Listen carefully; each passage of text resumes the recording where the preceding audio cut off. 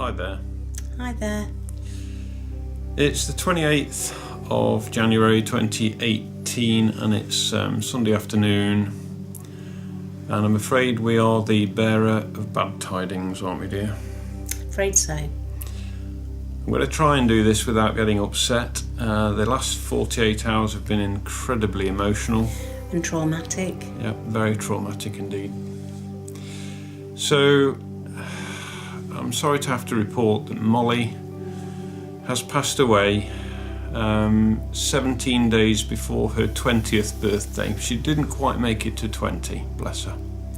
No. So what happened was on Friday, which was the 26th, the day she passed, I hadn't heard from her. Usually Molly, well, she did. She had a breakfast about 8 o'clock, 7:30, 8 o'clock. Then she had her second breakfast half an hour later. And normally she comes downstairs mid-morning, something like that, for about her third or fourth breakfast. Because she was eating pretty well, wasn't she? Yeah. And But we had somebody here Friday morning. yes, we had occupational therapy here, fitting grab rails in the bathroom and a rail on the stairs, that kind of thing. So we was a little bit kind of preoccupied and distracted from checking on Molly. And we would also, usually as a rule, I or Teresa would also go upstairs and check on her at least once in the morning, once in the afternoon, because she'd just sleep. She'd sleep on the floor near the radiator. But we didn't that morning. And we wish we had. But hindsight is a wonderful thing, isn't it? So when we checked on her sort of midday on Friday, the 26th, we discovered that, the first thing I spotted was we've got a litter tray on the landing, and there was a big puddle of wee outside the tray on the newspaper, and that's not like Molly at all. She's very clean. She's a very clean moggy, and she always uses her tray. The odd accident, but that's to be expected. Cat that old. But there was a massive puddle of wee on the newspaper, and that was the first alarm bell. So I proceeded to go into the bedroom and look down the side of the radiator where she loves to sleep, and she was down there in her usual spot, a little bit of a different spot further forward. But she was slumped at the side of the bed, and I stroked her. And normally when I stroke her, she makes this little kind of a cat noise, this sort of, this little noise, oh, someone's touched me kind of noise, and a happy sound, Nothing. But at that point, she hadn't died. She was just very, very distressed. So I picked her up and I pulled her out, and I popped her onto the floor in a different place in the bedroom, more accessible. And I soon realised she'd pretty much lost the use of her back legs completely. I'd say probably 85-90% couldn't use them. And when we tried to get her to walk, bless her, She couldn't. No, she couldn't. She couldn't walk. She couldn't weight bear. And we knew then that it was vet's emergency. Yeah, something had happened, and I suspected, and I'd read before with cats that, with animals, that like a blood clot can form and it can travel to the hind legs, or the spine, which controls the legs and the lower half of the body, and it can cause problems and paralysis. And I think that's what had happened, and the vet kind of confirmed that as well. So anyway, I grabbed my mobile phone, rang the vets immediately. They got us in within the hour. They told us to come down, and we saw a vet called John. He was very nice, very dignified. He gave her a thorough examination. Temperature was a little bit low, wasn't it? He checked her spine. He popped her on the floor. Molly was conscious. Her eyes were open. Her eyes were responding to the vet's light.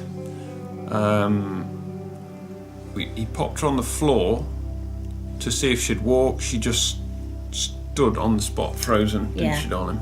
Well, sat. Just sat, because she couldn't weight bear support herself. And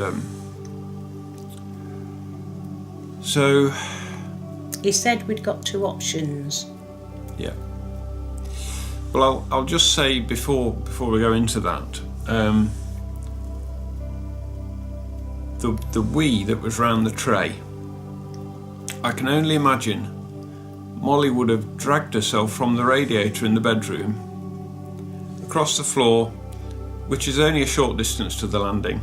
We haven't got a big house, probably 10 or 12 foot. She would have dragged herself there, needed the toilet, tried her best to get in the tray, couldn't get over the ledge of the tray, and so she read on the newspaper, and then she took herself back as well. And I just take my hat off to her. You know, she must have really not wanted to mess the carpet, and she wanted to just use a tray. Bless her heart, you know. So the point I'm making there is Molly would have had a great deal of trouble going to the toilet. That was number 1's. Goodness knows what kind of a mess she'd have get in for number 2. So, and plus she was so distressed. She was so frightened. You could see it in her eyes. She wouldn't even react when I like fussed her or stroked her. No. And we brought her downstairs, and we popped her favourite towel on the settee, and we just sat with her and loved her and cuddled her, didn't we? Mm-hmm. And stroked her until it was time to take her to the vets. And we popped her in a basket. We took some photographs with her as well, because you knew she was dying, didn't you, darling? Because you said it. You said to me, she's dying. So we popped her in the basket. Said I'd try not to get upset. Oh, you're only human, darling. Yeah, no, sorry. Well, I must look heartless then, because I'm not. But so go on. So yeah, try and compose myself. So we took her to the vets, and like you say, we had some photos here and everything. Yeah. We took her to the vets, and we knew what was coming. I just wished that Molly could have died in her sleep, or she could have passed away at home with us, rather than having to take her to the vets to say goodbye. You know,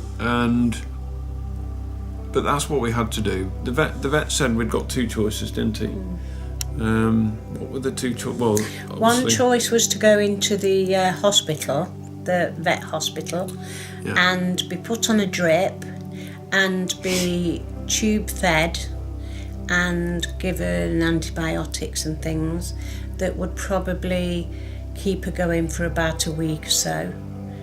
Or there was the option to let her stop her suffering. Let her go in a dignified way. And the thing is, both Teresa and I had already decided that Molly's quality of life was so poor now, it had gone rapidly downhill in the last couple of hours on that day, that the kindest thing we could have done for her was to let her go. So that's what we did. We did.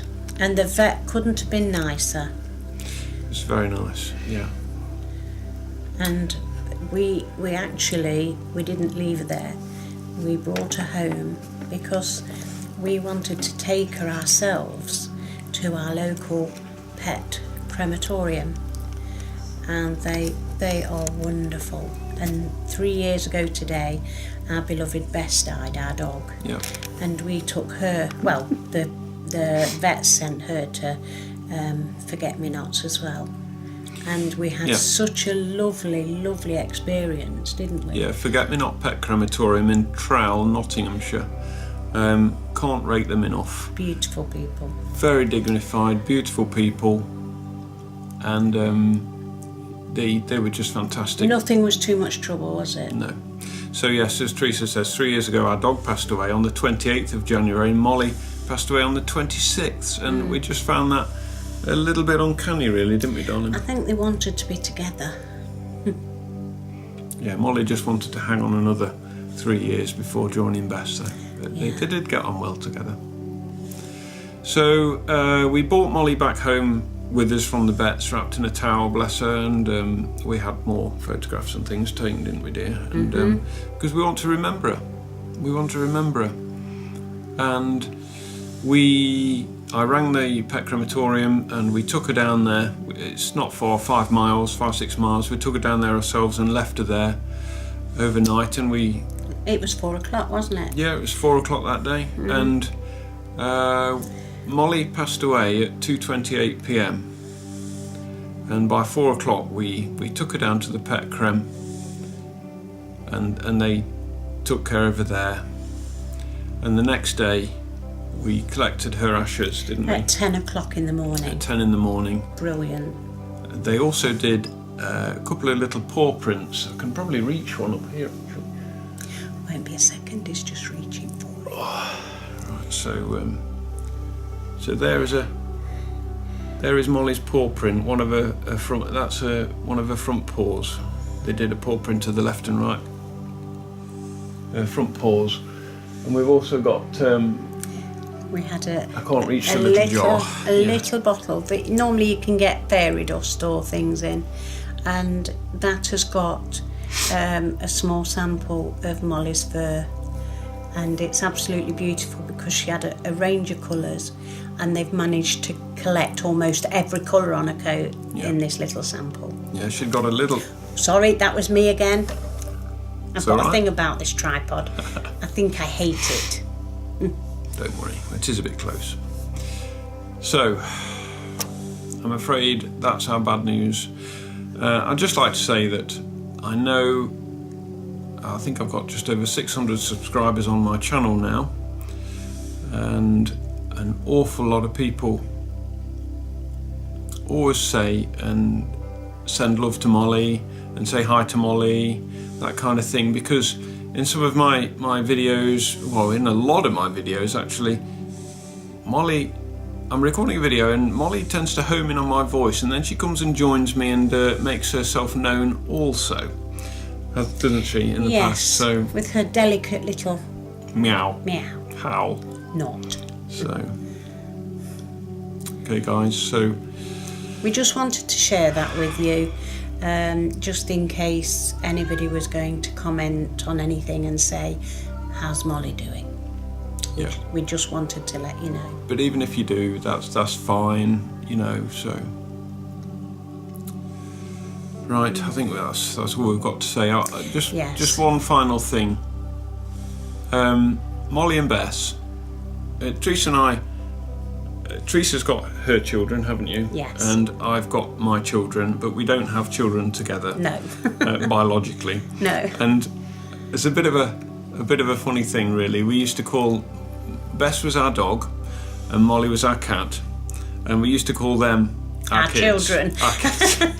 And so, you know, it's like, you know, the house. One of the most difficult things is being at the house. It's very quiet and it feels very empty. No noise whatsoever, because Molly made a lot of noise.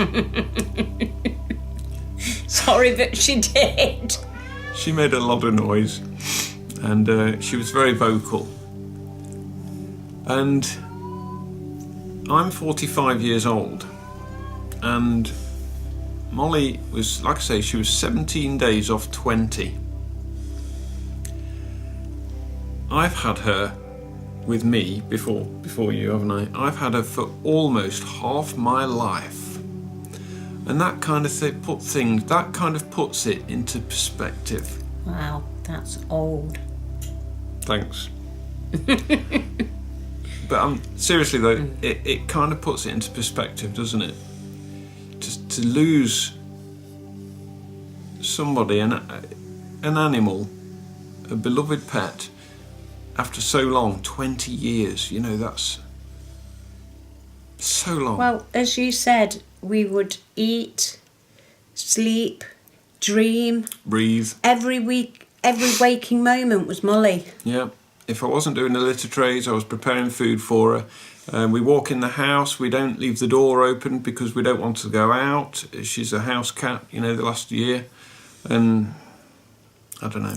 I could go on for ages and tell you about all the different things we have to be careful of. But that's probably another story. Yeah, so... Thank you very much for listening. Okay, guys, thanks very much, and we'll catch you another time. Bye for now. Okay, until next time. Bye-bye.